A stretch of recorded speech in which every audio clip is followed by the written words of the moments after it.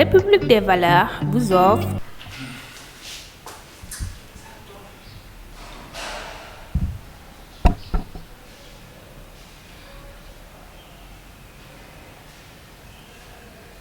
Bonjour chers élèves, chers collègues. Bonjour à vous qui nous suivez en ce moment sur Facebook et sur YouTube. Nous vous revenons aujourd'hui pour nous entretenir avec vous sur le thème du commentaire de texte. Il est vrai que ce thème est déjà abordé ou a déjà été abordé par un collègue, un éminent collègue, un formateur, M. Abdoulaye Ba. Mais comme le dit l'adage, la répétition est pédagogique. Donc nous voulons revenir sur ce qu'il a déjà dit, en essayant peut-être de dire la même chose mais autrement. Et notre leçon du jour sera articulée autour de deux aspects. Il s'agira dans un grand temps de parler des généralités concernant le commentaire de texte. Par généralité, nous entendons qu'est-ce que le commentaire, qu'est-ce qui n'est pas un commentaire, qu'est-ce qu'il ne faut pas faire dans un commentaire de texte. C'est important parce que ça nous permettra un peu de relever ce qu'on appelle les confusions. Dans un grand 2, nous tenterons de parler un peu de la structure du commentaire de texte. Par structure, nous entendons les différentes parties. L'introduction, le développement, la conclusion. Lorsque nous disons le développement, nous penserons à l'explication et la discussion. Voilà donc, chers élèves, les deux aspects sur lesquels aujourd'hui nous allons ensemble nous entretenir. Concernant le grand 1, que j'ai intitulé Généralité, je tiens à préciser un certain nombre de choses. À savoir que, justement, le commentaire est un commentaire. Commentaire en deux lettres cette fois-ci, en deux mots. Comment, très mignon, terre. Je répète, le commentaire de texte est un commentaire. Pourquoi j'ai dit commentaire? En deux mots, avec très mignon.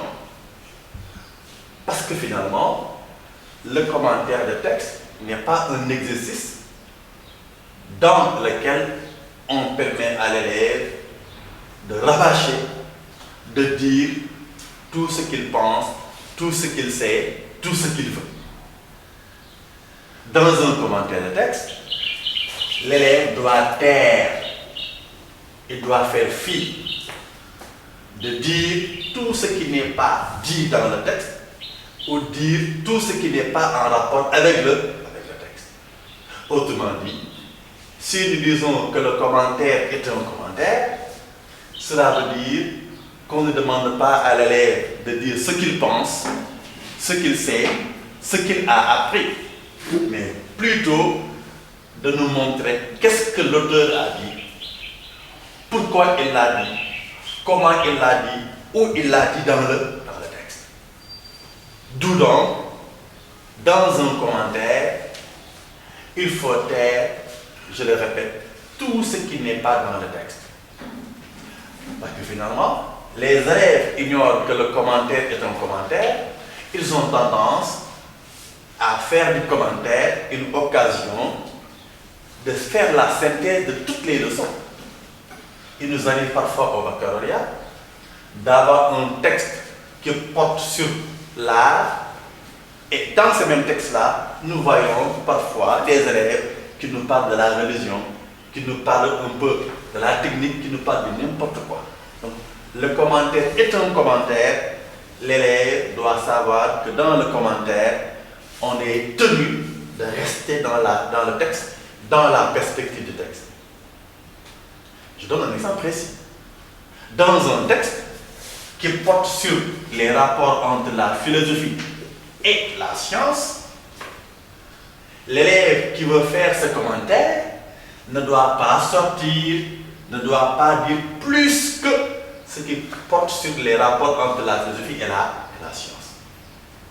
C'est vrai que dans le commentaire dont je vous parle ici, nous avons un texte qui parle de philosophie et sciences, mais l'élève doit se limiter dans ce texte, en tout cas au moment de l'explication, à ce que l'auteur a dit concernant les rapports entre la philosophie et la science.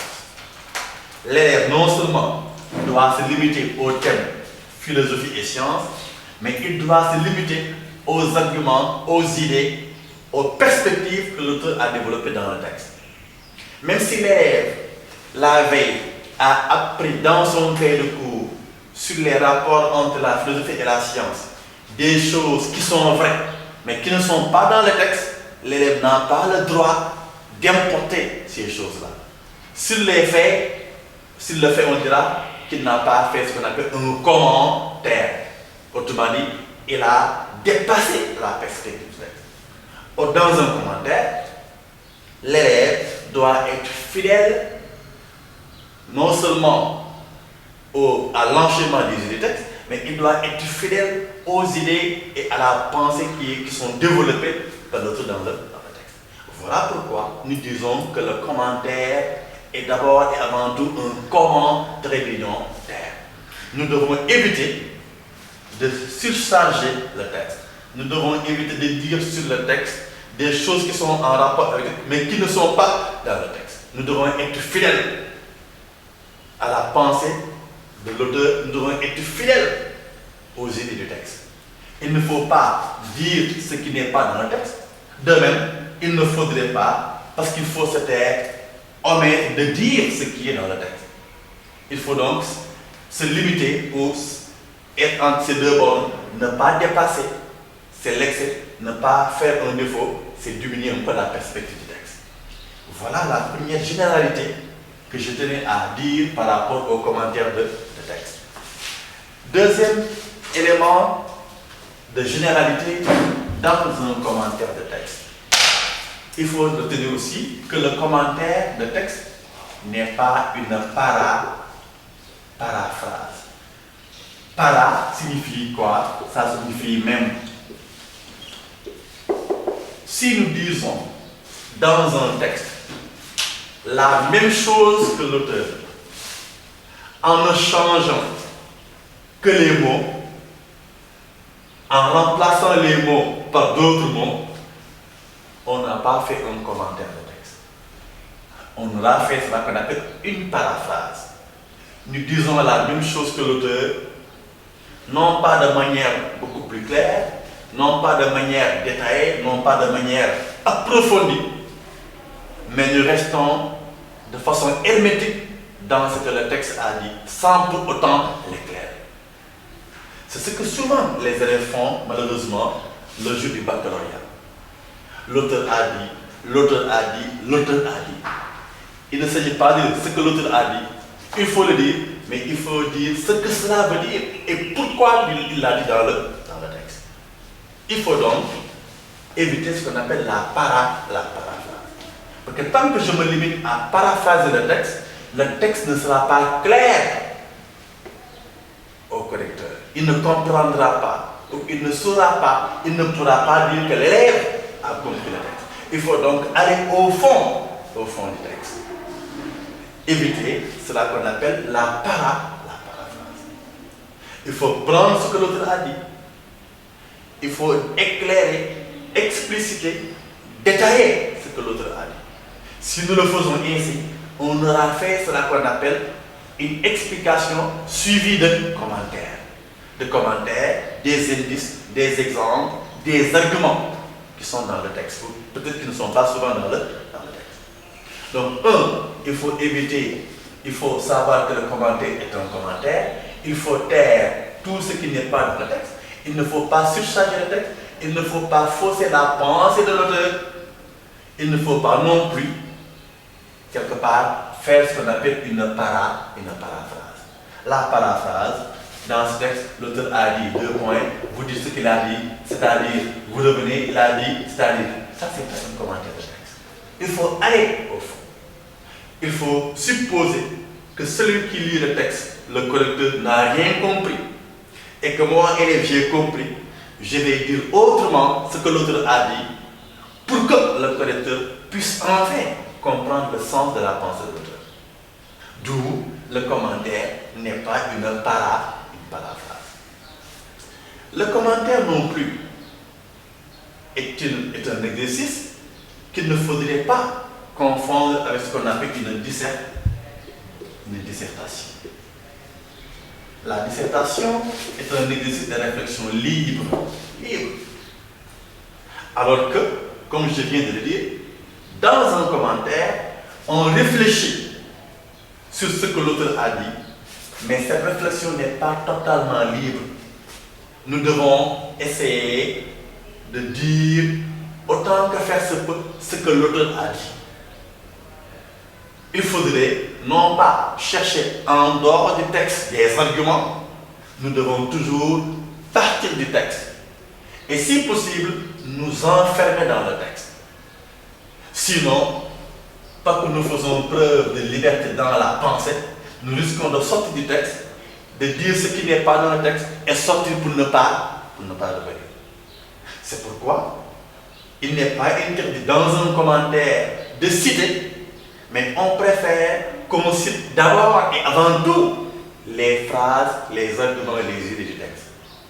Même il est vrai, il n'est pas interdit de temps à autre de mettre en parallèle une idée qui est dans le texte avec une autre idée qui n'est pas dans le texte, mais qui dit à peu près la même chose. On éclaire le texte par une autre idée qui n'est pas dans le texte, mais qui dit à peu près exactement la même chose que le texte. Dans une dissertation, on peut chercher où nous voulons les citations. Dans une dissertation, on a une liberté de penser.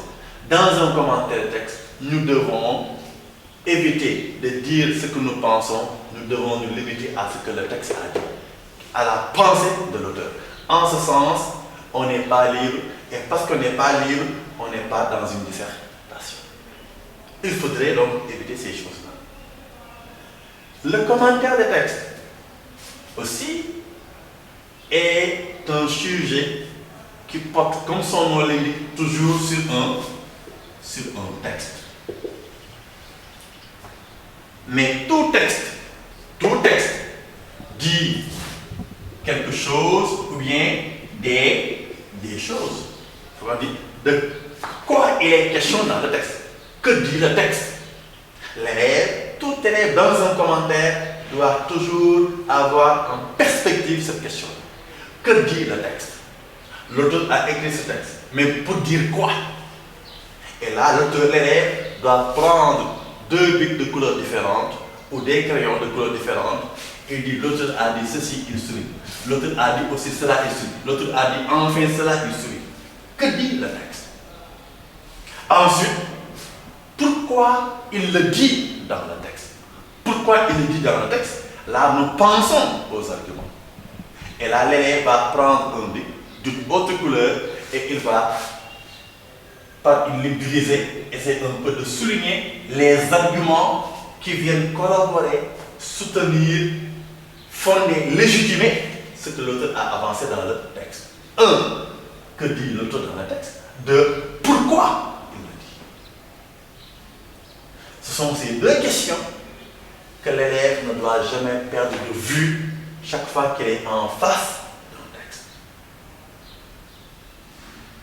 Et au moment d'expliquer, on ne demande pas à l'élève de dire est-ce qu'il pense la même chose que l'auteur ou est-ce qu'il ne pense pas la même chose que l'auteur. L'élève doit essayer de se mettre à la place de l'auteur. En ce moment-là, on dit l'élève prend la posture d'un interprète.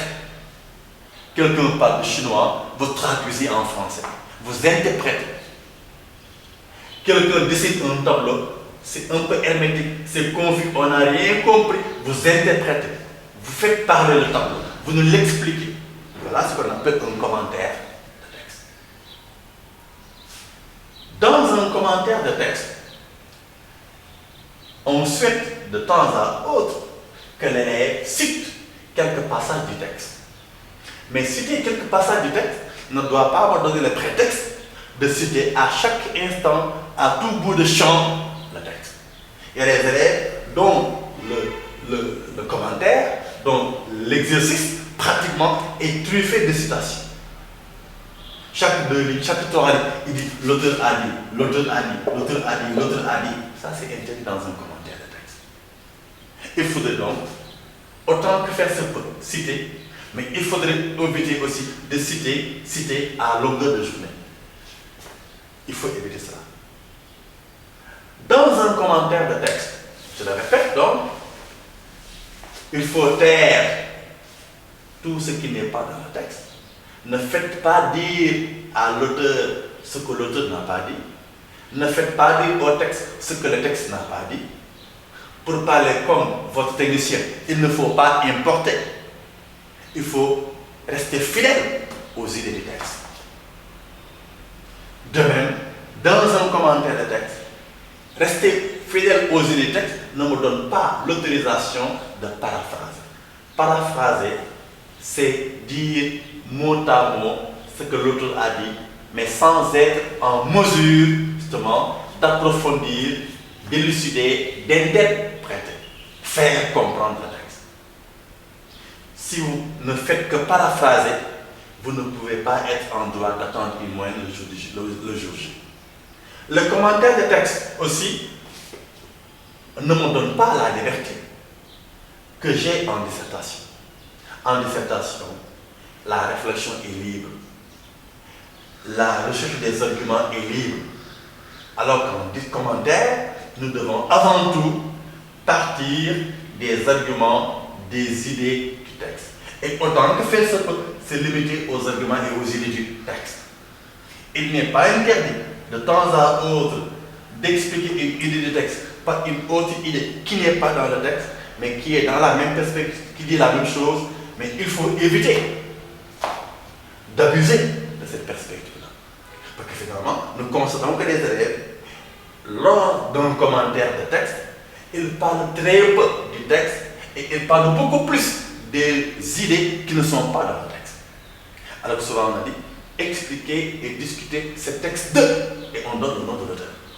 Donc il faut vraiment mettre en exergue les idées de l'auteur, il faut faire parler les idées de l'auteur plutôt que justement d'importer des idées, de les superposer aux idées de l'auteur à tel enseigne qu'on finira même par oublier le nom de l'auteur ou les idées de l'auteur qui sont le prétexte de notre commentaire. Voilà en généralité ce qu'on pouvait dire sur le commentaire de texte. Maintenant, revenons un peu à la structure du commentaire de texte. La structure, c'est un peu les différentes phases. Et par différentes phases, il y a l'introduction, il y a le développement, il y a la conclusion. Lorsque nous disons le développement, on pense à l'explication et à la discussion. À ce niveau, il n'y a presque pas de problème. Nous parlons le même langage. Nous savons qu'est-ce que c'est qu'expliquer, comment expliquer, qu'est-ce qu'il faut expliquer. Nous savons qu'est-ce que c'est qu'une discussion, comment discuter et qu'est-ce qu'il faut discuter. Nous reviendrons sur cela tout à l'heure. Mais là où il y a surtout problème, c'est au niveau de l'introduction. C'est pourquoi il nous arrive parfois de travailler avec un élève qui reprend la classe, ou bien d'avoir un élève qui vient d'une autre classe, qui assiste à un cours, à une conférence, et qu'il y a problème entre nous et cet élève-là, ou qu'il y a problème au niveau de cet élève-là. Pourquoi? Parce qu'il a appris avec son professeur quelque chose que nous-mêmes parfois nous n'enseignons pas, ou que je ne sais pas pour quelle raison nous interdisons à nos élèves. Mais je me rappelle à moi, je rappelle aux élèves, je rappelle aux collègues, que ni moi, ni les élèves, ni les collègues, personne parmi nous n'a inventé une méthode. Il n'y a pas la méthodologie de M. Guéne. Il n'y a pas la méthode de M. Barou. Il n'y a pas la méthode de M. Kitane.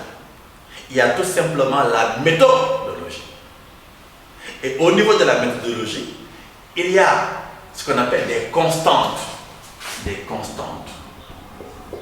Pour toutes les introductions d'un commentaire de texte, il y a un minimum de choses sur lesquelles ou sur lesquels il y a consensus, il y a accord, il y a entente.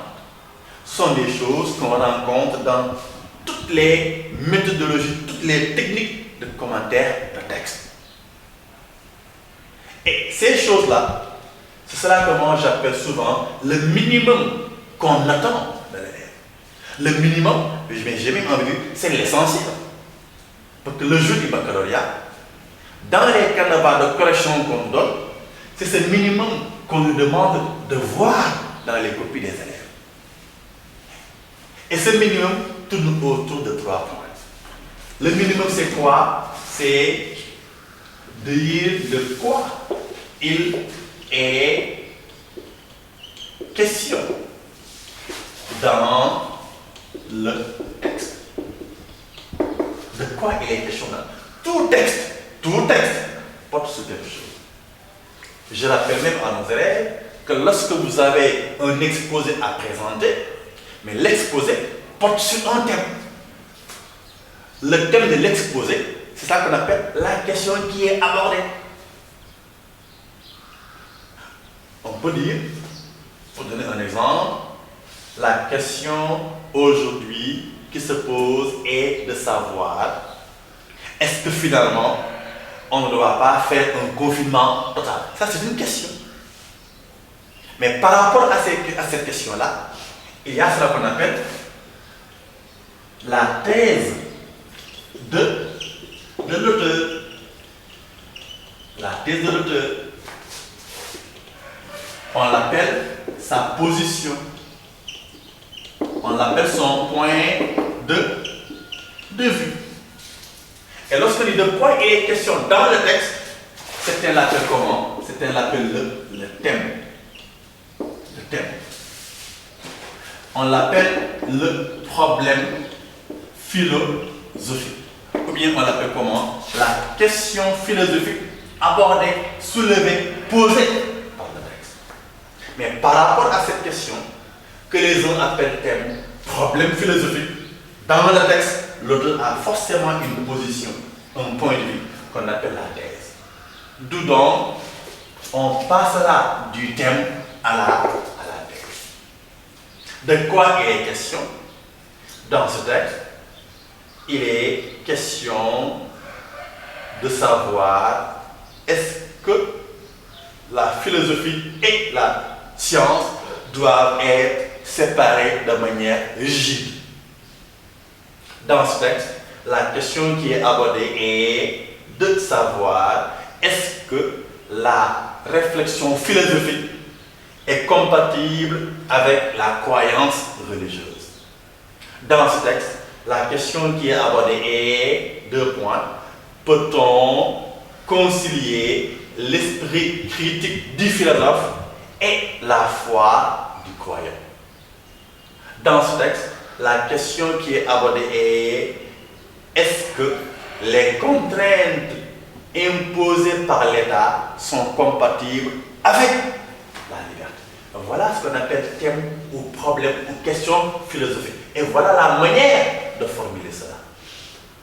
Mais lorsqu'on pose une question, finalement, on donne forcément une réponse. Et cette réponse-là, on l'appelle la réponse de l'auteur.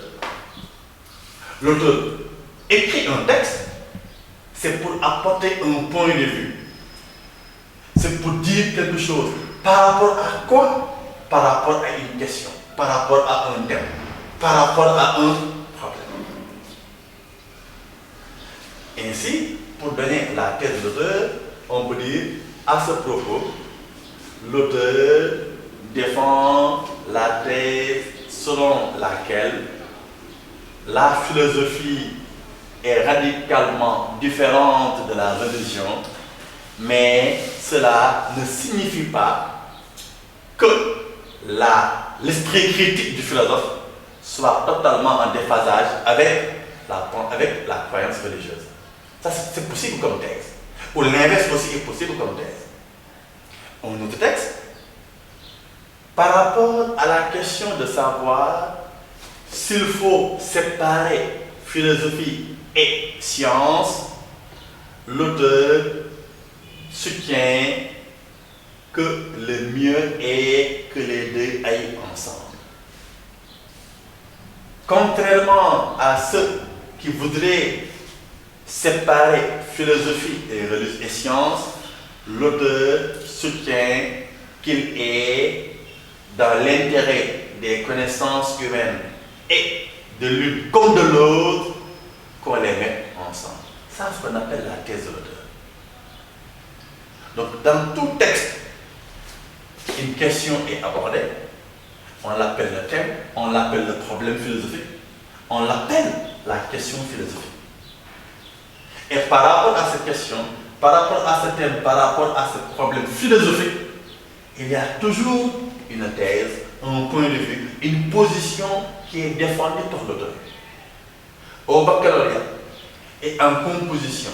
En composition, si le texte est bien choisi, en devoir, si le texte est bien choisi, il y a forcément un problème, un thème, une question et la position ou la thèse de l'auteur. Il n'y a pas un texte sans thèse. Ça n'existe pas. En tout cas, pour les textes qu'on donne en devoir et en composition. Tout texte comporte un problème, une question et une thèse. On dit alors, de quoi il est question dans le texte? Qu'est-ce qu'en pense l'auteur? Ou qu'est-ce qu'en dit l'auteur? Troisième chose, comment l'auteur s'y est pris? Comment l'auteur s'y prend? Comment l'auteur s'y est pris? Comment il s'y prend? Là, on parle un peu de l'évolution du mouvement de la pensée de l'auteur. On parle du mouvement de la pensée de l'auteur. Et à ce niveau-là, on parle de quoi? On parle ici des articulations. Comment le texte est articulé. Les articulations. On parle ici des idées secondaires. Idées secondaires par opposition à ce qu'on appelle idées générales. Idées générales que certains aussi appellent thèmes, etc. Articulation, idées secondaires, on appelle cela aussi les centres d'intérêt, les axes de réflexion du texte. On peut dire c'est le mouvement du texte, le mouvement du texte. On l'appelle ici aussi les différentes parties du texte. Si le texte est bien choisi en devoir, en composition au baccalauréat, il n'est pas possible d'avoir un texte qui ne comporte qu'une seule partie. C'est possible en exercice, mais en devoir, en composition au baccalauréat, le choix est beaucoup plus judicieux. Il est beaucoup plus rigoureux. Et lorsque le choix est rigoureux, tout texte comporte au minimum, je dis au minimum, 2 parties. En général, ça peut aller jusqu'à 3 parties, mais rarement 4 parties. Donc c'est soit 2, soit 3. Peut-être 4. Les uns peuvent avoir 2 parties, les autres 3 parties. Sur un même texte, les uns peuvent avoir 3, les autres 4. Mais 4, c'est un peu rare. 1, c'est presque impossible. Donc les élèves doivent tabler sur 2 ou 3 parties. Et pour le découpage du texte, souvent on conseille aux élèves de faire quoi? On conseille aux élèves de jeter un coup d'œil sur ce qu'on appelle les connecteurs. Les connecteurs, on dira logiques. On les appelle connecteurs logiques, on les appelle les mots de liaison. Ce sont des connecteurs logiques, des mots de liaison, parmi lesquels nous avons cependant, vous avez mais, vous avez toutefois, vous avez par contre, vous avez au, par ailleurs, etc., etc. On a ces mots-là. Et l'élève doit essayer de prendre un pic de couleur ou un crayon de couleur et il doit encadrer ces mots-là. Lorsque le texte dit des choses, et en un moment donné, il dit cependant, Et on verra, il dira autre chose. Donc, le cependant sépare une partie et une autre. Il sépare un niveau de réflexion et un autre niveau de réflexion. Par exemple, on peut dire, M. Diène est un professeur de philosophie, il est titulaire au lycée Malix de Thiès. Cependant, il fait d'autres activités. Donc le cependant là est une évolution dans ma pensée. Quelque chose a été dit sur lui, il dit cependant, il dit autre chose. Donc cependant, mais, par contre, toutefois, par ailleurs, d'une part, d'autre part, d'un côté, de l'autre, d'abord, ensuite, enfin, ce sont des mots qui séparent des parties. Quand on dit d'abord, ensuite, enfin, nous avons trois idées secondaires. D'une part, d'autre part, nous avons deux idées secondaires. Quand il dit quelque chose, il dit par contre, nous avons deux parties. Ce qui précède et ce qui suit le par contre. Voilà des choses sur lesquelles les élèves doivent se fonder pour découper un peu de texte. Mais là, c'est un découpage linéaire. Mais alors que tout texte n'obéit pas à ce mouvement linéaire. Et lorsque le texte n'obéit pas à ce mouvement linéaire, on ne pourra pas parler de partie, mais on dira quoi? On dira articulation, on dira idée secondaire. C'est pourquoi, parfois, l'auteur, il dit une chose, à un moment donné, il dit autre chose, et dans un troisième temps, il revient sur ce qu'il a déjà dit. Si nous regardons, nous verrons qu'ici, en réalité, ce n'est que deux idées secondaires qui sont développées. Deux idées secondaires. Donc l'élève doit éviter ici de répéter trois parties. C'est deux idées secondaires qui sont développées. Il y a des mots comme en effet, comme donc, ces mots-là en général sont dans une partie. Lorsque je dis la philosophie exclut la religion, point, et quand je dis en effet, je suis toujours dans la partie dans laquelle on dit la religion exclut la religion. Donc en effet n'est pas un mot de liaison qui permet un peu de séparer ou de découper le texte en parties. Lorsque l'auteur dit des choses, il dit donc, il dit une conséquence, la conséquence fait partie, la conclusion fait partie de la partie qui est développée. Donc pour me répéter, dans un commentaire de texte, au niveau de l'introduction, le minimum sur lequel on attend les élèves, c'est d'abord de quoi il est question dans le texte. Thème, problème philosophique ou question abordée. Ensuite, qu'est-ce que dit l'auteur? Qu'est-ce que pense l'auteur? On parlera alors de la thèse, de la position, du point de vue de l'auteur. Et enfin, comment l'auteur s'y est pris. C'est le mouvement de sa réflexion. C'est l'enchaînement des idées. C'est le découpage du texte. Ce sont les articulations. C'est le minimum indispensable qu'il faudrait respecter lorsque nous rédigeons une introduction dans un commentaire de texte.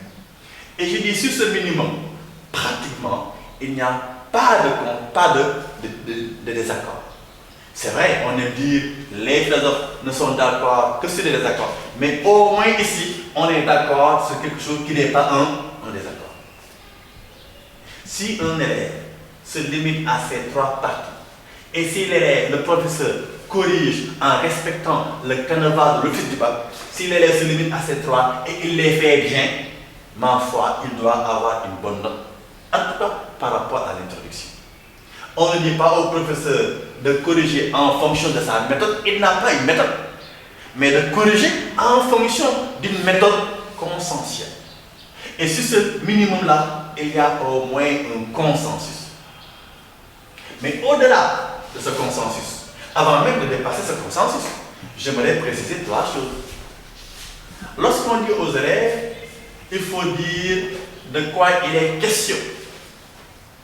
Nous voyons que dans certains textes, la question est bien précise. Elle est bien précisée. Nous avons ici un texte d'André Comte Sponville, il dit quoi? Si l'on demande à quoi sert la philosophie. Si l'on demande à quoi sert la philosophie. Et c'est un mot qui revient. Ça signifie très clairement, ici, l'élève peut dire, dans ce texte, la question qui est abordée est deux points. À quoi sert la philosophie? C'est explicitement écrit dans le texte. Certains, je ne sais pas pourquoi, ont tendance à barrer cette phrase. Ils disent à l'élève, il ne faut pas recopier le texte. Donc je demande à l'élève de mettre dans son cahier de brouillon, dans ce texte, la question abordée est à quoi sert la philosophie. Pour éviter de répéter mot à mot cette phrase-là, il va mettre une phrase correspondante, mais qui dit à peu près la même chose. Dans ce texte, la question abordée est quelle est l'utilité de la philosophie? La philosophie, à quoi sert-elle? Ou bien la philosophie, à quoi bon? Dans ce texte, la question qui est abordée porte un peu sur l'impact, l'utilité, l'importance, le bien fondé de la philosophie. Ou bien, s'il n'a pas la possibilité, dans ce texte, la question abordée est deux points. À quoi sert la philosophie?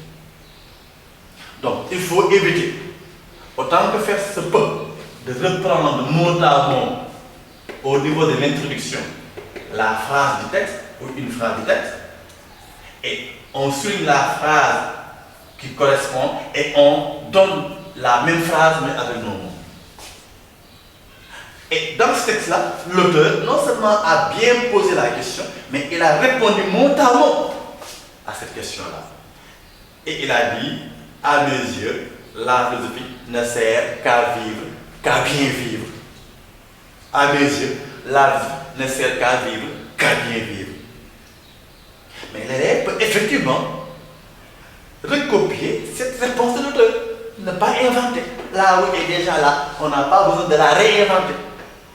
Malheureusement, encore une fois, il y a des collègues, je ne sais pas pourquoi.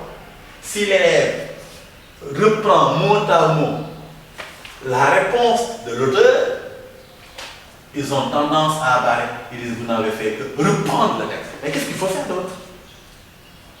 Ils disent, il faut mettre dans votre brouillon la réponse de l'auteur, la phrase du texte qui correspond à la réponse de l'auteur, et avec vos propres mots, vous reformulez. Mais c'est la même chose au fond. Parce que l'élève au moins a fait l'effort de bien lire et de trouver exactement la question et exactement la réponse pour la tête de l'auteur. Tout est question de reformulation. Et ma foi, sur ce point-là, on n'a même pas besoin d'être très exigeant, parce que dans le corps du devoir, quand il expliquera, il reviendra en détail avec ses mots sur cela. N'oublions pas, chers collègues, que les élèves, nos élèves à nous, c'est vrai, ce sont des apprenants, mais ils ne sont pas destinés à être forcément des philosophes. Donc nous ne devons pas être trop conciliants, mais nous ne devons pas non plus être trop exigeants. Nous devons être entre ces deux bornes-là. C'est un conseil que je vous donne, que je commence par moi-même. Voilà donc le minimum sur lequel sont attendus les élèves. Par rapport au découpage du plan, on a dit à l'élève, il faut éviter de faire un découpage linéaire en disant quoi? Du début du texte à la ligne 4. Ensuite, vous dites de la ligne 5 à la ligne 10 par exemple. Et enfin, de la ligne 10 à la fin du texte, l'élève, on n'a pas besoin qu'il fasse ce découpage-là. Pourquoi? Parce que nous avons peur que l'élève, dans ce découpage, soit répète dans la deuxième partie ou dans la deuxième partie, il répète une idée qui est déjà prise en compte dans une partie antérieure. Nous évitons donc ces répétitions-là. Nous avons aussi peur qu'en faisant ce découpage-là, que l'élève découpe mal d'une ligne ou de deux lignes avant, de deux lignes ou de trois lignes après. Donc pour éviter un mauvais découpage, pour éviter aussi qu'il découpe en répétant ce qui a été déjà dit, on dit à l'élève, donnez-nous tout simplement le nombre de parties du texte, le nombre de centres secondaires et donnez un titre à chaque partie ou à chaque centre secondaire. Mais évitez de faire un découpage linéaire, début du texte. Parce que j'ai vu qu'à chaque fois que les élèves le font, le professeur souvent ne prend même pas la peine de lire. Il voit le découpage et il part. Et pourtant, le découpage peut être fidèle. Il peut dire effectivement, de là à là, nous avons ça, de là à là, nous avons ça, de là à là, nous avons ça. Si ça correspond, mais pourquoi ne pas donner la pointe? Mais comme on a trop de copies, comme généralement c'est déconseillé, moi aussi, j'ai dit à nos élèves, je vous demande à vous qui nous voyez en ce moment-là, de ne pas le faire. Et c'est plus facile d'ailleurs pour vous. Et si je me limite à cela, je peux imaginer un scénario, un texte d'introduction, en m'inspirant de ce texte de Claude Bernard. Je dirais, ce texte de Claude Bernard aborde la question des rapports entre la philosophie et la science. La question qui est posée est de savoir si on doit établir une barrière hermétique entre ces deux domaines. Point. Ça, c'est l'idée générale pour la peut-être. Je donne la tête. Abordant cette question, l'auteur soutient que le mieux à faire, c'est d'éviter toute séparation possible, c'est-à-dire de les mettre ensemble. C'est ça qu'on appelle la thèse de l'auteur. Maintenant, pour le plan. Cette thèse est articulée dans le texte autour de deux idées secondaires. Cette thèse est articulée dans le texte en deux axes, en deux centres d'intérêt. Deux points.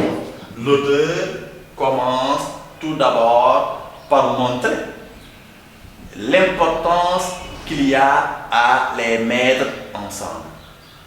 C'est la première partie. Et pour terminer, il met en exergue les conséquences néfastes qui pourraient découler de leur séparation. C'est la deuxième partie. Vous voyez, c'est un français simple, une démarche simple. L'élève donc n'a pas besoin d'être compliqué, il n'a pas besoin d'être pédant. Il faut être simple. S'il le dit ainsi, s'il le fait ainsi, l'élève peut espérer au moins avoir la moyenne, en tout cas par rapport à la rédaction de l'introduction. Mais au-delà de cette constante, de ces constantes, ou bien au-delà de ce minimum qui est attendu, minimum sur lequel on nous demande d'évaluer nos élèves le jour du baccalauréat, il y a autre chose sur lequel d'autres insistent. Ce minimum, c'est quoi? Je répète, il faut donner le thème ou la question ou le problème du texte. 2, il faut la thèse ou le point de vue ou la position défendue par l'auteur. 3, il faut donner, on va parler découpage. Il faut le découpage du texte. On parle ici de centre d'intérêt. C'est le minimum, c'est la constante. Mais avant cela, d'autres proposent d'autres points. Il s'agira quoi? Il s'agira de ce qu'on appelle ici la présentation de l'auteur et du texte. Il y a des collègues qui demandent à leurs élèves de procéder à une présentation de l'auteur et du texte. Nous allons voir que c'est possible. Et ensuite, ils disent quoi? Il faut situer le texte dans un contexte. Si on répète cela, présentation de l'auteur et du texte, situer le texte dans un contexte, le minimum c'est thème, thèse, découpage du texte, et après cela, il y a une autre partie, c'est quoi? On dit quoi? Annoncer le plan, non plus le plan, mais le plan le plan du commentaire. Il y a des collègues qui arrivent, après le plan de texte, vous devez annoncer votre plan de commentaire. Plan de commentaire, l'explication et la discussion. Nous verrons ça tout à l'heure. Vous voyez, finalement, ça devient 1, 2, 3, 4, 5, 6. Ça devient long. On passe de 3 choses, finalement, à 6 choses. Une autre forme de commentaire. Mais, qu'est-ce que c'est que présenter l'auteur? Présentation de l'auteur. Il y a des élèves qui disent oui, ce texte soumis à notre analyse est un extrait de René Descartes. Point. Ça n'est pas une présentation. Dire que ce texte est de René Descartes, ça ne veut pas dire que j'ai présenté l'auteur. Que signifie présenter l'auteur?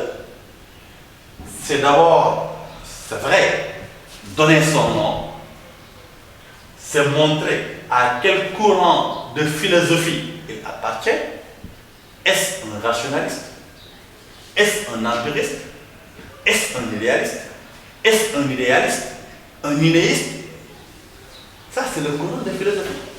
Présenter l'auteur, c'est montrer sa biographie, sa bibliographie, où il est né, où il a vécu, quelle école il a fréquenté, quelle œuvre il a écrite, quelle est sa place dans l'histoire de la philosophie. Que représente-t-il dans la communauté des philosophes?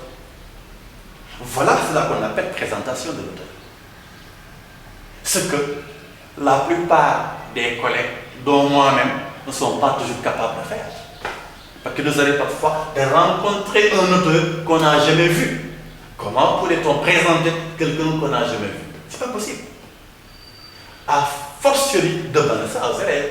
Donc si le collègue n'est pas capable à tous les coups de présenter un auteur, de dire sur lui des choses qui nous permettront de mieux comprendre le sens de ses positions dans le texte, on ne peut pas demander aux élèves. Et aux élèves, je dirais, dire que ce texte est un extrait rédigé par René Descartes ne signifie pas qu'on a présenté René Descartes. Qui est René Descartes? Où est-il né? Qu'est-ce qu'il a écrit? Que représente-t-il dans la philosophie? À quel courant il appartient? À quel siècle? Voilà ce qu'on appelle présentation de l'auteur. Là, on ne le demandera pas aux élèves parce que nous autres collègues, nous ne sommes pas toujours capables de le faire. Que signifie présentation du texte? Les élèves disent oui, ce texte est extrait du discours de la méthode et il donne la page 31, il donne édition Pléiade, il donne la date de publication 1700, etc. Les élèves souvent se fondent sur les notes qu'ils rencontrent en bas de page. On nous donne un texte et en bas du texte, on donne le nom de l'auteur. Parfois, on donne en même temps aussi la source, l'origine du texte, la page, l'édition. Mais cela ne signifie pas présentation du texte. Ça ne signifie pas présentation du texte. Il faut montrer le texte, d'où est issu ce texte-là, l'extrait. Quel est ce texte-là? Ce texte-là, qu'est-ce qu'il a apporté de nouveau en philosophie de révolutionnaire? On peut dire, quelque part, que l'élève qui n'a jamais lu ou qui ne lit jamais un texte, il ne pourra pas véritablement faire ce qu'on appelle une présentation du texte. Mais, si ça rassure, on peut toujours leur permettre de dire ce que tout le monde sait. Ce que tout le monde sait, ce qui n'est pas essentiel, parce que le nom est écrit, la source est écrite. Si c'était quelque chose d'essentiel, on n'allait pas donner ça aux élèves. Parce qu'on ne permet pas de diriger. Vous me dites ce que je vous ai enseigné, ça ne sert à rien du tout. Ce texte est de Hegel. Je le sais, c'est écrit ici. Il est extrait de son ouvrage intitulé La raison dans l'histoire. Je le sais, c'est écrit ici. À la page 151, édition Fayard. Nous le savons, c'est écrit. Ça, ce n'est pas une présentation du texte. C'est pourquoi on dit même aux collègues et aux élèves, il est même permis de ne pas passer, de ne pas perdre du temps sur ce qu'on appelle, ou ce qu'eux-mêmes appellent présentation du texte. Ce qu'ils appellent présentation du texte, ce n'est pas une présentation. Ce qu'ils appellent présentation du texte, ce n'est pas une présentation. Donc, l'élève peut sauter cette partie-là. De même, on dit, certains disent aux élèves, il faut situer le texte dans son contexte. Il faut contextualiser le texte. Il faut partir d'un contexte. Mais, comment peut-on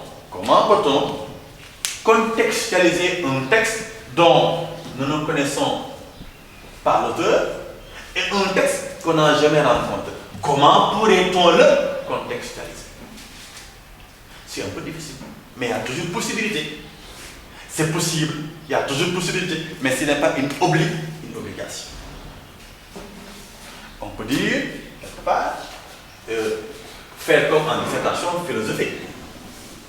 On va partir d'un contexte en disant, dans l'entendement de l'homme ordinaire et même du scientiste, la philosophie doit disparaître car elle n'apporte absolument rien à l'homme. Mieux, il déclare même que la philosophie doit disparaître pour céder sa place à la science. C'est dans ce contexte qu'il convient de placer le texte. Pourquoi je dis c'est dans ce contexte? Parce que nous sommes dans un contexte dans lequel, je ne suis pas dans un contexte dans lequel on demande de supprimer la philosophie, de tourner le dos à la philosophie pour laisser sa place à la science. Donc dans le contexte de ce débat-là, dans le contexte de cette réflexion, nous situons le texte là. Là on parle d'inscrire le texte dans un contexte. Autre exemple, la philosophie, généralement, est perçue par l'homme ordinaire comme un vain bavardage, une activité oiseuse qui n'apporte à l'homme ni savoir ni pouvoir. Point. Mieux, certains, comme transhumants, avaient même souhaité que les adultes qui se mettent à philosopher soient purement et simplement fouettés. C'est dans ce contexte qu'il convient de circonscrire ou d'inscrire ce texte de André Comte-Sponville qui soulève la question à savoir à quoi sert la philosophie. Donc la question à quoi sert la philosophie, je l'ai inscrite dans le contexte dans lequel certains disaient elle ne sert à rien. Ce n'est pas difficile, mais ce n'est pas vraiment une obligation. Parce que je le rappelle, dans le carnaval de l'office du bac, là où on connaît les choses, on dit de quoi il est question dans le texte. Donc, s'il est possible pour l'élève, il faut présenter l'auteur et le texte, ce qu'ils ne peuvent pas en général, ce n'est pas indispensable. Il faut situer le texte dans un contexte, ce n'est pas impossible. Là aussi, ce n'est pas indispensable. Mais il faut impérativement, comme je l'ai dit, indiquer le thème du texte, dire de quoi il est question, la thèse, quel est le point de vue, la réponse de l'auteur par rapport à cette question, découper le texte en centres d'intérêt, en parties, en idées secondaires. C'est indispensable. Après le découpage du texte, certains même proposent quoi? Que l'élève annonce le plan du commentaire, de son commentaire à lui. Et là, on demande à l'élève de poser 1 à 2 à 3 questions. Lorsque, par exemple, l'auteur déclare que la philosophie et la religion, la philosophie et la science ne doivent pas être séparées, l'élève va dire, il s'agira de répondre aux questions suivantes. D'une part,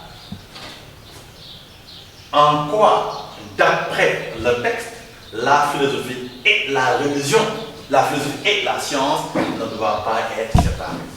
L'autre a dit ne doivent pas, je dis en quoi les deux ne doivent pas être séparés. Petit 2, c'est l'annonce de la discussion.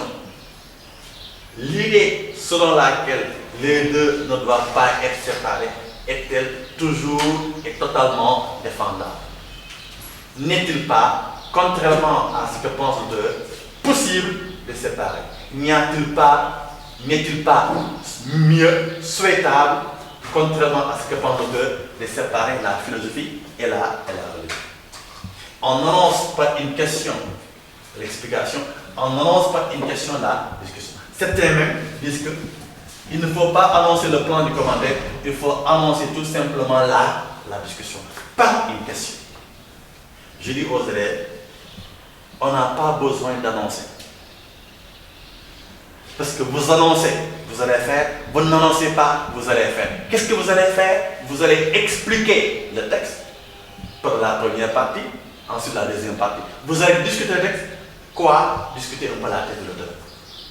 Donc on n'a pas vraiment besoin d'annoncer ce que tout le monde sait que nous allons faire. Mais, comme c'était insiste, les élèves peuvent suivre le professeur. Mais je rappelle, si l'élève se limite au thème, à la thèse, au découpage du texte, thème, thèse, plan ou articulation, on doit lui donner le maximum de temps.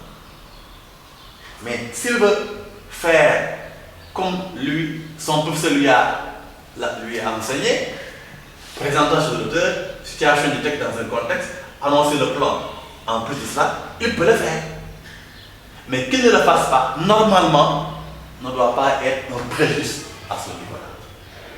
Donc je rappelle que dans le commentaire de texte, notamment dans l'introduction, malheureusement, il n'y a pas de consensus.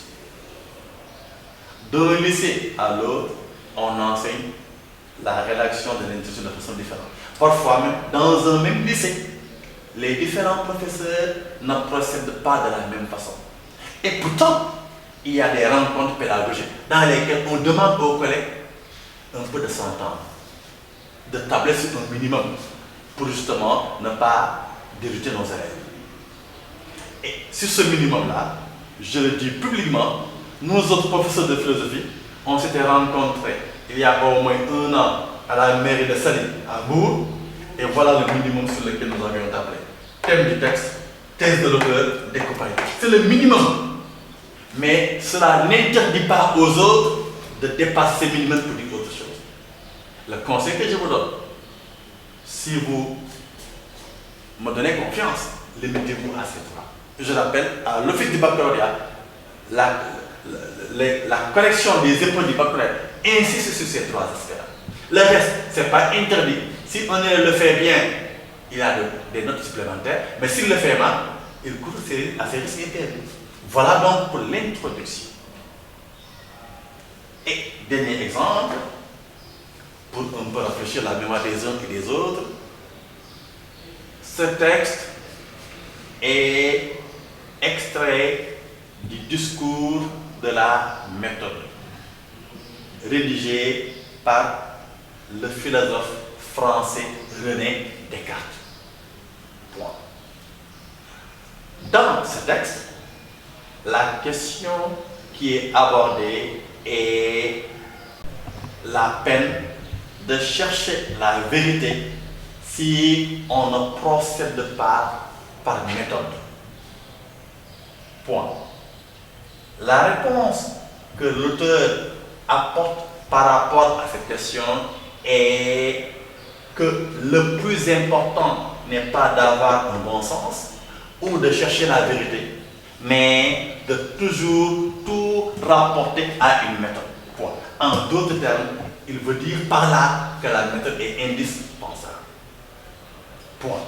Cette thèse est élaborée dans le texte en deux centres d'intérêt. Point. L'auteur commence tout d'abord par montrer que la recherche de la vérité est un impératif. Et dans la deuxième partie, il nous montre que la méthode est essentielle, indispensable dans cette recherche de la vérité. Voilà le texte. S'il avait fait ça, il a bien réussi. Un autre exemple. Ce texte nous invite à réfléchir sur les liens entre la philosophie et la religion. La question qui est abordée est: peut-on entrevoir une relation possible entre ces deux domaines? Point. Abordant cette question, l'auteur soutient qu'entre philosophie et religion, il n'y a nulle relation possible. Cette thèse est articulée dans le texte autour de deux idées secondaires. L'auteur montre dans la première partie que philosophie et religion ont des fondements radicalement opposés. Et dans la deuxième partie, il insiste sur la différence de principe. Point. Si je fais ça, j'ai respecté 1, 2 et 3. Maintenant, si je vais annoncer le plan, le plan du commentaire, on dira: cependant, la question suivante nous traverse l'esprit. N'est-il pas possible, contrairement à ce que l'auteur avance dans le texte, de voir entre ces deux domaines une relation possible? Par exemple, la convergence. Là, j'annonce d'emblée ma discussion. Je peux ne pas annoncer la discussion, attendre d'avoir fini mon introduction, mon explication, utiliser une question comme transition pour aller vers la conclusion. Voilà, chers élèves, pour la première partie, le plan à respecter dans ce qu'on appelle l'introduction. Je rappelle que l'élève, pour découper le texte, n'a pas besoin de préciser ligne 1, ligne 2, ligne 4, ligne 20, il n'en a pas besoin. Je rappelle aussi que lorsque vous dites qu'il y a deux parties, il faudrait à chaque fois de dire de quoi il est question dans chaque partie. Je rappelle aux élèves que certains collègues n'aiment pas que les élèves, en donnant la thèse de l'auteur, prennent une phrase du texte qui correspond à la thèse de l'auteur. Ils n'aiment pas que l'élève recopie mot à mot le texte. Ils n'aiment pas non plus que l'élève, en donnant le thème ou la question du texte, que l'élève se mette à recopier mot à mot le texte. Là-dessus, tout le monde n'est pas au même niveau. Comme tout le monde n'est pas au même niveau, comme vous ne savez pas le jour J qui va vous corriger, il faut éviter ce qu'on vous demande d'éviter. Abordons maintenant l'autre aspect que j'ai presque brossé dans mon propos liminaire quand je parlais de généralité. C'est un peu l'explication et la discussion. Et au niveau de l'explication,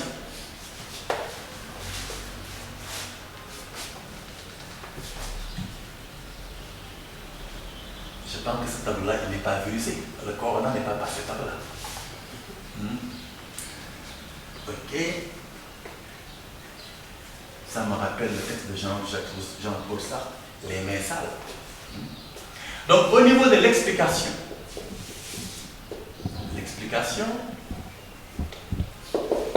on se rabat sur quoi? d'abord sur le découpage. On explique la première partie, on explique la deuxième partie. Si j'en ai une troisième, je vais expliquer aussi la troisième partie, dans l'ordre. Mais pour expliquer la première partie, je n'ai pas besoin de mettre grande explication. Je n'ai pas besoin de dire, je vais expliquer. Après l'introduction, on saute une ligne au moins. Et la partie qui suivra, on saura que l'élève est en train d'aborder son explication. Vous ne mettrez pas le mot explication. Vous ne mettrez pas première partie, deuxième partie ou troisième partie.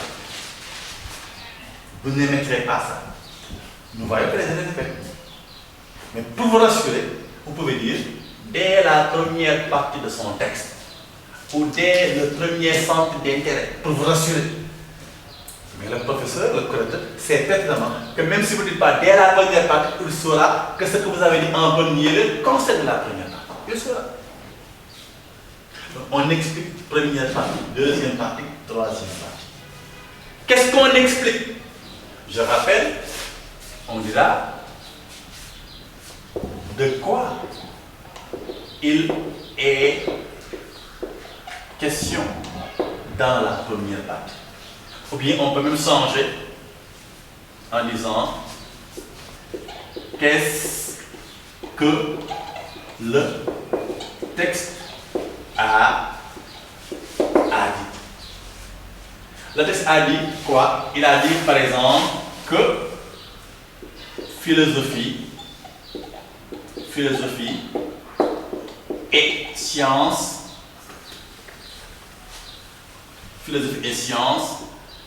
doivent être unis. C'est ça que je vais expliquer. Mais en expliquant cela, je vais aussi expliquer quoi? Pourquoi le dit-il? Donc, j'explique la pensée de l'auteur, en même temps, j'explique les arguments. Donc, on explique ici les idées, on explique les pensées, là, on explique en même temps les arguments. Parce que toute pensée est argumentée. Par exemple, l'auteur dit philosophie et science doivent être unies. Ça signifie quoi? Je vais dire, dès la première partie de son texte, l'auteur dit clairement que la philosophie et la science ne doivent pas être séparées. Point. En d'autres termes, il demande que les deux soient mises ensemble, qu'elles soient unies. Point. Ce qu'il faut comprendre ici, d'après l'auteur, est que l'une ne doit pas aller sans l'autre et que les deux doivent toujours aller ensemble. Maintenant, j'attaque les arguments. Cette thèse est fondée dans le texte sur deux arguments. Je donne un exemple. L'auteur nous montre qu'en effet, dans le domaine du savoir, la science ne permet pas à l'homme de tout connaître. Point. Justement, la science ne s'intéresse qu'aux phénomènes naturels. Et la réponse à la question du comment. Par exemple, d'où vient la pluie? Comment guérir le Covid-19? Comment arrive le Covid-19?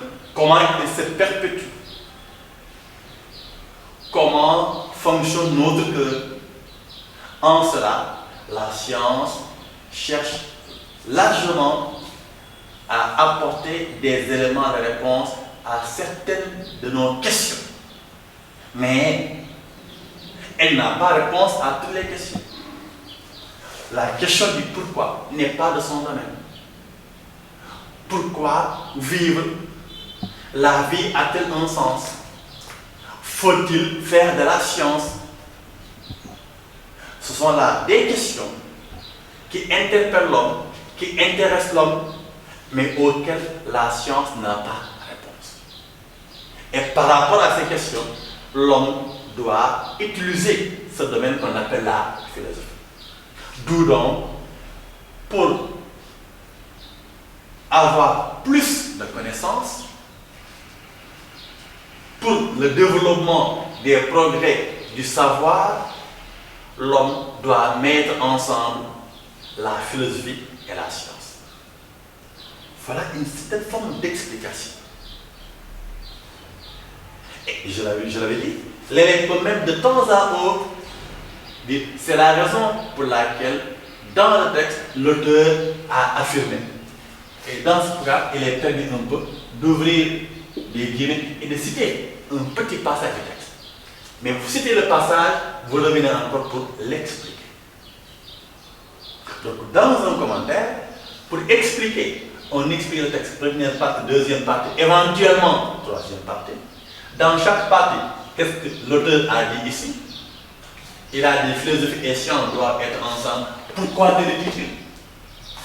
Dans cette partie, l'auteur dit quoi? Que la philosophie et la science ne doivent pas être séparés. Qu'est-ce que cela veut dire? Pourquoi le dit-il? Donc la question, qu'est-ce que le texte a dit? Pourquoi le texte l'a dit? Il faudrait toujours avoir en perspective ces deux idées-là. Donc je me répète, lorsque nous avons un texte à commenter, on commente la première partie, on explique la première partie, on explique la deuxième. Dans la première partie, je prends mon bic bleu, je suis l'ensemble des idées qui vont dans la perspective de la première partie. Dans la première partie, l'auteur va nous montrer quoi? Que la philosophie et la science doivent être ensemble.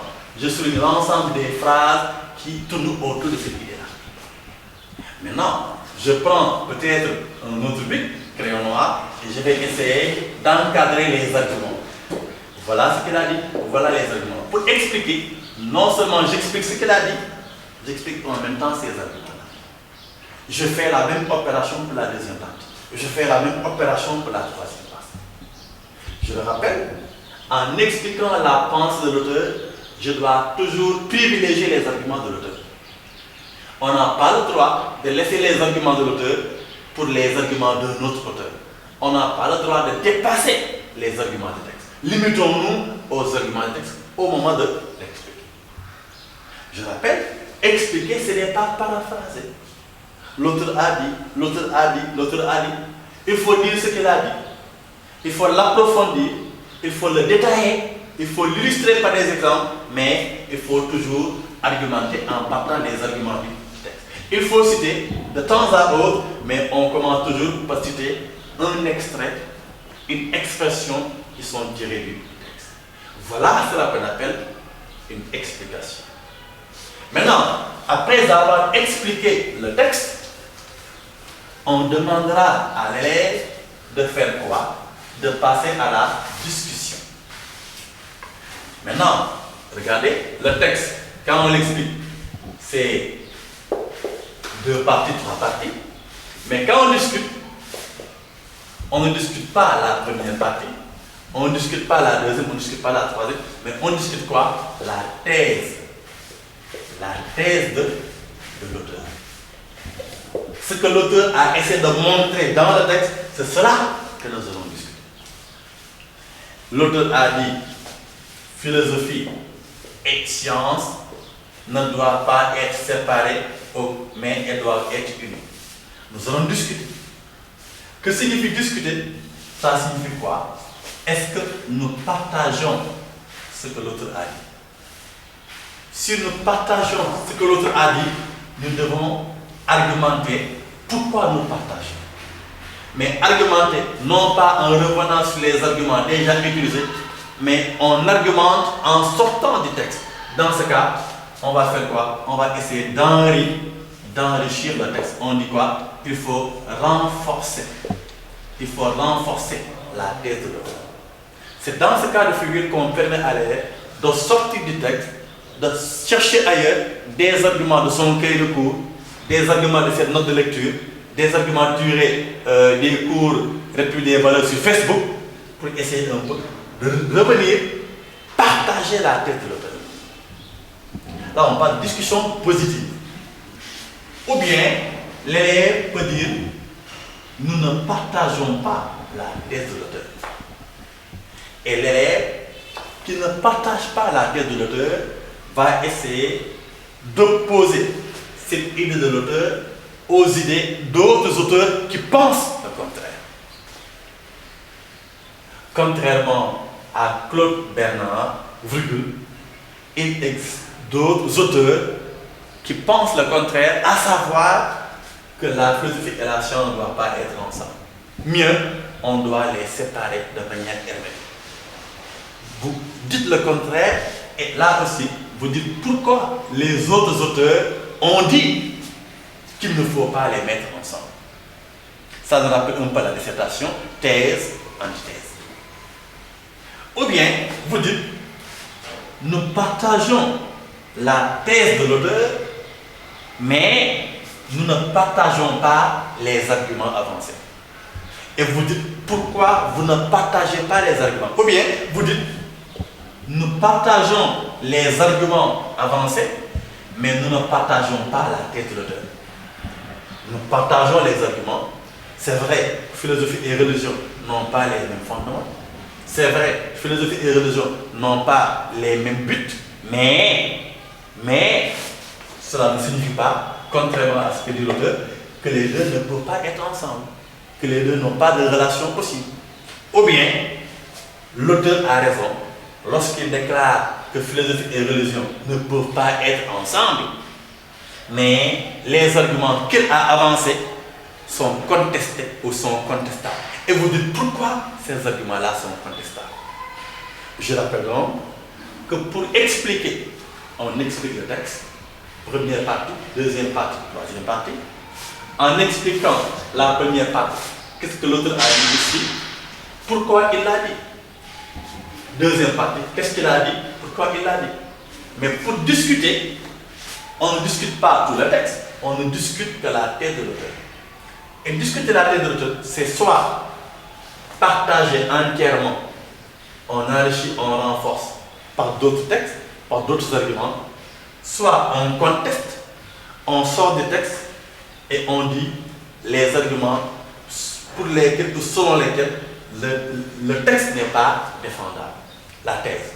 Ou bien on partage la thèse de l'auteur sans partager les arguments, ou bien on partage les arguments sans partager la thèse.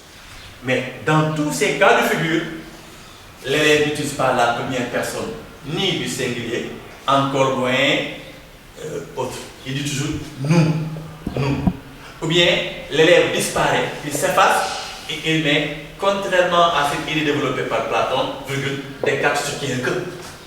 Contrairement à cette idée développée par les philosophes, les savants pensent que. Ou bien cette idée de Descartes est défendue ou partagée par l'auteur qui partage sa thèse. Mais ça suppose aussi quoi? Que l'élève ait des notes de lecture. Ça suppose que l'élève ait une culture générale. Malheureusement, c'est que nous ne voyons pas. Voilà ce qu'on appelle la discussion. On discute la thèse et j'ai montré. On la partage, on dit pourquoi. On ne la partage pas, on dit pourquoi. On partage la thèse, on ne partage pas les arguments. Ou bien on partage l'argument sans partager la thèse. Voilà ce qui est possible. On peut donner, contrairement à la thèse selon laquelle l'homme se définit par la conscience, Sigmund Freud déclare en quoi Freud est-il fondé à dire que l'homme est beaucoup plus inconscient que conscience. Je répète, c'est un auteur de Socrate à René Descartes soutiennent la thèse selon laquelle l'homme est un être double, mais on le définit beaucoup plus par sa conscience que par autre chose. C'est la thèse développée. Contrairement à cette thèse largement répandue à travers l'histoire de la philosophie, Freud soutient justement que l'homme est moins conscience qu'inconscient. Point. Il veut dire par là que ce qui nous dirige, ce qui nous détermine, c'est beaucoup plus l'inconscient que la conscience. Voilà pourquoi Maurice Merleau-Ponty disait « La conscience règne, mais ne gouverne pas ». Et vous montrez sur quoi Freud fonde cette déclaration, cette idée selon laquelle l'homme n'est pas sa conscience, mais c'est son inconscient. Un autre texte, contrairement aux philosophes comme Karl Marx, Bakounine, Tolstoï, philosophes selon lesquels l'État est un obstacle pour la liberté, on peut affirmer autre chose. Point. Ou bien la thèse selon laquelle l'État est un obstacle à la liberté est rejetée par des philosophes, dont Jean-Jacques Rousseau. Et vous montrez en quoi Jean-Jacques Rousseau n'est pas d'accord avec la thèse selon laquelle l'État est un obstacle à la liberté. Là, vous opposez la thèse de l'auteur à la thèse d'un autre auteur. Mais il faudrait lire les cours, il faudrait faire des lectures. Voilà ce qu'on appelle la discussion. Et je rappelle, entre l'explication et la discussion, soit on saute une ligne, soit on pose une question. Une question qu'on adresse à la thèse de l'auteur. Est-ce que véritablement, comme le soutient Karl Marx, l'État est à tous les coups un obstacle à la liberté? Est-ce que véritablement, comme le soutient l'histoire de la philosophie, on peut définir l'homme par la conscience? Point. Est-ce que l'hypothèse de l'inconscient n'est pas envisageable? Point. Et là, vous apportez l'hypothèse de l'inconscient pour contester, pour nuancer, pour rejeter la thèse sur laquelle l'homme est un être doué déterminé par sa conscience. Voilà ce qu'on appelle la discussion. Et je rappelle aux élèves que autant l'explication est indispensable, autant la discussion est indispensable.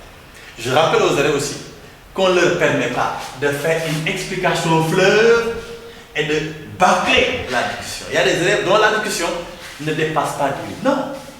La discussion, c'est là justement où on s'aperçoit que l'élève a lu, que l'élève a compris, que l'élève a une stupidité.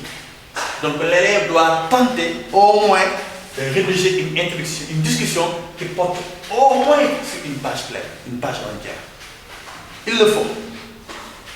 C'est dans la discussion qu'on enrichit, qu'on approfondit, qu'on reprécise les idées du texte. Il ne faut pas bâcler. Vous bâclez la conclusion de discussion, vous avez peu de chances d'avoir le maximum. Il faut donc donner autant à l'explication qu'à la discussion l'importance qu'elle requiert. Et la dernière phase, justement, de ce commentaire de texte, c'est cela qu'on appelle la conclusion. La conclusion. C'est pas très différent de la dissertation, puisque dans la conclusion, dans un commentaire de texte, on demande à l'élève parfois de faire un rappel. Un rappel de quoi? Un rappel de la question examinée. Un rappel de la question examinée. On demande aussi à l'élève de faire ce qu'on appelle le bilan de l'explication. De faire la synthèse de quoi? De la discussion. De donner son point de vue par rapport à la thèse de l'auteur. Je rappelle que dans la discussion, l'élève ne donne pas son point de vue. Il montre tout simplement qu'il a une culture philosophique. Il dit, contrairement à ce qu'Aristote a dit, Descartes a dit. Donc il oppose Aristote à Descartes. Il oppose Socrate à Aristote. Il oppose Alain à Freud. Il oppose les idéalistes aux matérialistes.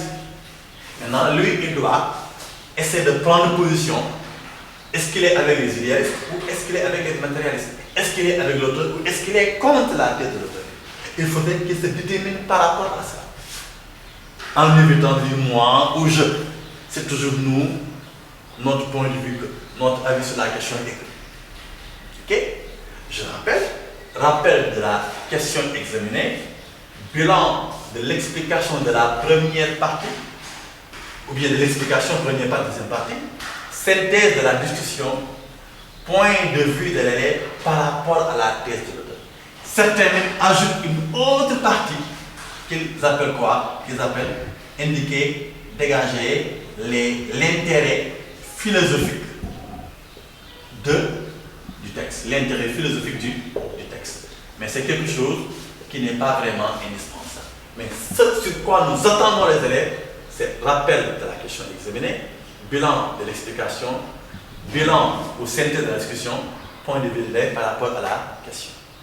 Par exemple, à la question de savoir est-ce qu'il faudrait séparer ou unir la philosophie et la science, rappelons que l'auteur avait indiqué que pour le progrès des connaissances de l'homme et pour l'intérêt de la science comme de la philosophie, il est préférable qu'on les mette ensemble.